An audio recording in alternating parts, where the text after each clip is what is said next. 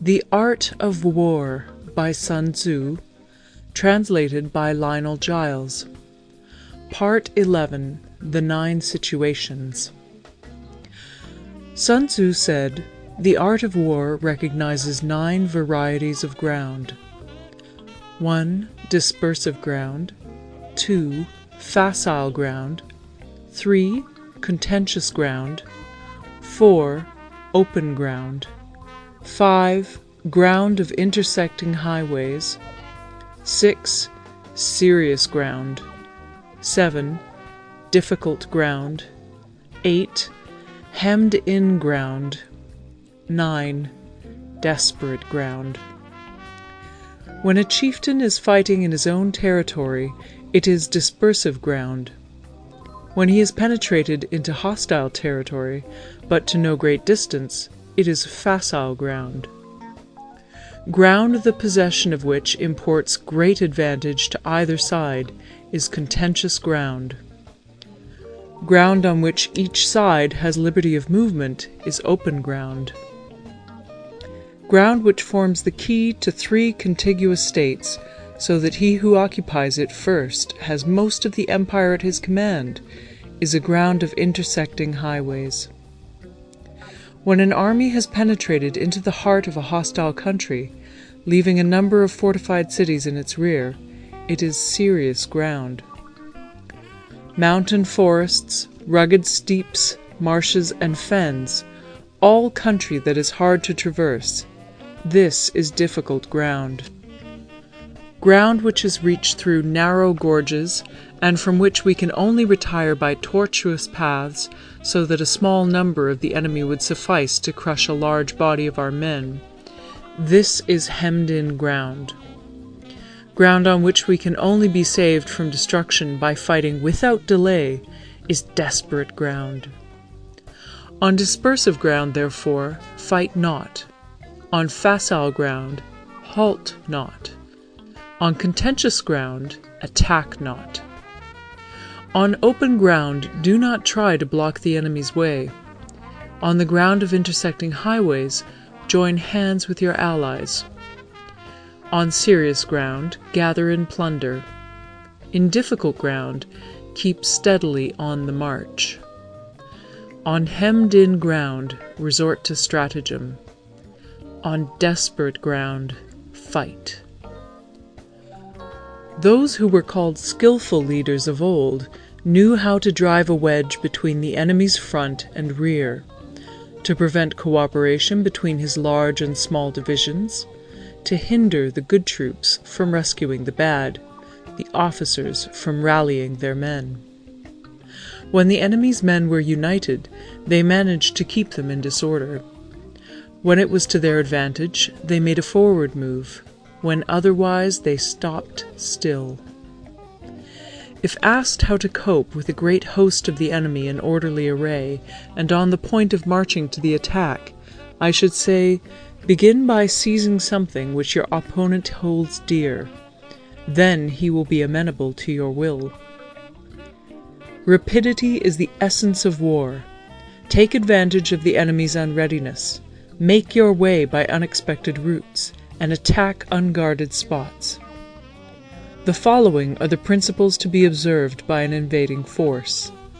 The further you penetrate into a country, the greater will be the solidarity of your troops, and thus the defenders will not prevail against you. Make forays in fertile country in order to supply your army with food. Carefully study the well-being of your men, and do not overtax them. Concentrate your energy and hoard your strength. Keep your army continually on the move, and devise unfathomable plans. Throw your soldiers into positions whence there is no escape, and they will prefer death to flight. If they will face death, there is nothing they may not achieve. Officers and men alike will put forth their uttermost strength. Soldiers, when in desperate straits, lose the sense of fear. If there is no place of refuge, they will stand firm. If they are in hostile country, they will show a stubborn front. If there is no help for it, they will fight hard. Thus, without waiting to be marshaled, the soldiers will be constantly on the qui-vive. Without waiting to be asked, they will do your will. Without restrictions, they will be faithful. Without giving orders, they can be trusted. Prohibit the taking of omens and do away with superstitious doubts. Then, until death itself comes, no calamity need be feared. If our soldiers are not overburdened with money, it is not because they have a distaste for riches. If their lives are not unduly long, it is not because they are disinclined to longevity. On the day they are ordered out to battle, your soldiers may weep, those sitting up bedewing their garments, and those lying down, letting the tears run down their cheeks. But let them once be brought to bay, and they will display the courage of a Chu or a Kui. The skillful tactician may be likened to the Shuai Jan. Now, the Shuai Jan is a snake that is found in the Cheung Mountains. Strike at its head, and you will be attacked by its tail. Strike at its tail, and you will be attacked by its head. Strike at the middle, and you will be attacked by head and tail both. Asked if an army can be made to imitate the Shuai Jan, I should answer yes. For the men of Wu and the men of Yue are enemies. Yet if they are crossing a river in the same boat and are caught by a storm, they will come to each other's assistance, just as the left hand helps the right. Hence, it is not enough to put one's trust in the tethering of horses and the burying of chariot wheels in the ground. The principle on which to manage an army is to set up one standard of courage, which all must reach. How to make the best of both strong and weak, that is a question involving the proper use of ground. Thus, the skillful general conducts his army just as though he were leading a single man, willy-nilly by the hand. It is the business of a general to be quiet, and thus ensure secrecy, upright and just, and thus maintain order. He must be able to mystify his officers and men by false reports and appearances, and thus keep them in total ignorance.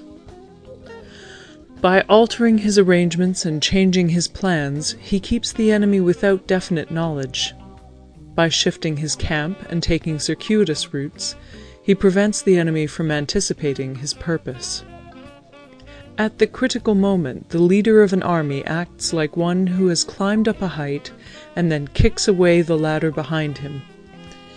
He carries his men deep into hostile territory before he shows his hand. He burns his boats and breaks his cooking pots. Like a shepherd driving a flock of sheep, he drives his men this way and that, and nothing knows whither he is going. To muster his host and bring it into danger, this may be termed the business of the general. The different measures suited to the 9 varieties of ground, the expediency of aggressive or defensive tactics, and the fundamental laws of human nature, these are things that must most certainly be studied. When invading hostile territory, the general principle is that penetrating deeply brings cohesion. Penetrating but a short way means dispersion. When you leave your own country behind and take your army across neighborhood territory, you find yourself on critical ground. When there are means of communication on all 4 sides, the ground is one of intersecting highways. When you penetrate deeply into a country, it is serious ground. When you penetrate but a little way, it is facile ground. When you have the enemy's strongholds on your rear and narrow passes in front, it is hemmed-in ground. When there is no place of refuge at all, it is desperate ground. Therefore, on dispersive ground, I would inspire my men with unity of purpose. On facile ground, I would see that there is close connection between all parts of my army. On contentious ground, I would hurry up my rear. On open ground, I would keep a vigilant eye on my defenses. On ground of intersecting highways, I would consolidate my alliances. On serious ground, I would try to ensure a continuous stream of supplies. On difficult ground, I would keep pushing on along the road.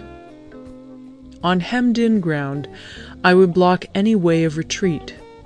On desperate ground, I would proclaim to my soldiers the hopelessness of saving their lives. For it is the soldier's disposition to offer an obstinate resistance when surrounded, to fight hard when he cannot help himself, and to obey promptly when he has fallen into danger. We cannot enter into alliance with neighboring princes until we are acquainted with their designs. We are not fit to lead an army on the march unless we are familiar with the face of the country, its mountains and forests, its pitfalls and precipices, its marshes and swamps. We shall be unable to turn natural advantages to account unless we make use of local guides. To be ignored of any one of the following 4 or 5 principles does not befit a warlike prince. When a warlike prince attacks a powerful state, his generalship shows itself in preventing the concentration of the enemy's forces. He overawes his opponents, and their allies are prevented from joining against him. Hence he does not strive to ally himself with all and sundry, nor does he foster the power of other states. He carries out his own secret designs, keeping his antagonists in awe. Thus he is able to capture their cities and overthrow their kingdoms. Bestow rewards without regard to rule, issue orders without regard to previous arrangements, and you will be able to handle a whole army as though you had to do with but a single man. Confront your soldiers with the deed itself. Never let them know your design. When the outlook is bright, bring it before their eyes, but tell them nothing when the situation is gloomy.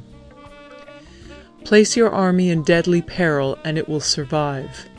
Plunge it into desperate straits, and it will come off in safety. For it is precisely when a force has fallen into harm's way that it is capable of striking a blow for victory. Success in warfare is gained by carefully accommodating ourselves to the enemy's purpose. By persistently hanging on the enemy's flank, we shall succeed in the long run in killing the commander-in-chief. This is called ability to accomplish a thing by sheer cunning. On the day that you take up your command, block the frontier passes, destroy the official tallies, and stop the passage of all emissaries. Be stern in the council chamber so that you may control the situation. If the enemy leaves the door open, you must rush in. Forestall your opponent by seizing what he holds dear, and subtly contrive to time his arrival on the ground. Walk in the path defined by rule, and accommodate yourself to the enemy until you can fight a decisive battle. At first, then, exhibit the coyness of a maiden, until the enemy gives you an opening. Afterwards, emulate the rapidity of a running hare, and it will be too late for the enemy to oppose you. End of Part 11.